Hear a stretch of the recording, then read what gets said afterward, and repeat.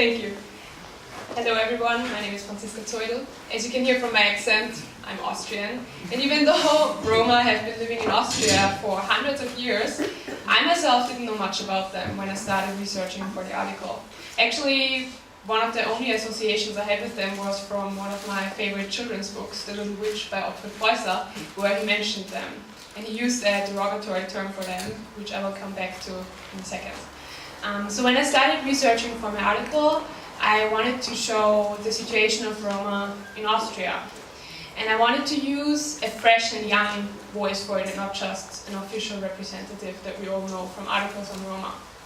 And I came across a young jazz musician and a composer named Adrian Gaspar. That's him. His family moved to Austria from Romania to facilitate his piano playing when he was 8. So I got in touch with him over his Facebook page, and within 2 minutes he responded and he said, "I'm in the area, let's do the interview right now." So that was a lot faster than I had expected it, and I felt that I had not enough time to prepare myself.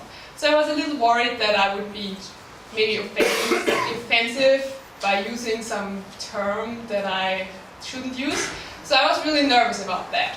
And then I met him in this cafe in the 10th district, and he was just a relaxed, young, good-looking man. And instead of half an hour, we ended up talking for 3.5 hours.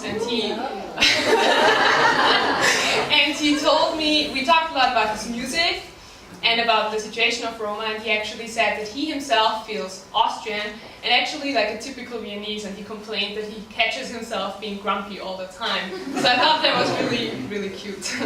And then as a highlight, his mother dropped by to tell me her opinion too, so it developed into a really, really long interview, and it was really interesting. And there was one aspect in it that I especially liked, and that was when they started discussing about the term Zigeuner.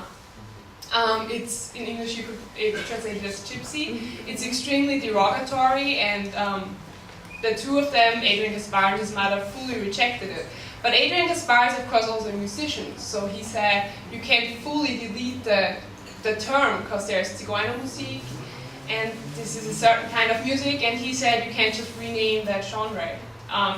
And his mother got very emotional about that, and she asked me not to quote him, which of course I ended up doing still, because I thought it really highlights that there is not the Roma and one opinion, but that there are very different opinions, and that just their cultures, their religion, their backgrounds and their problems differ according to their countries of origins, which they live all over the world. So there's not the Roma as is often presented in the media as these stereotypical Roma beggars on the street. And it was important for me to show that, as it is in Austria, where Roma have been living here since the 1600s, and there are Roma that just arrived, and you can't just put them all together and talk about their problems. So I tried to highlight that in my article.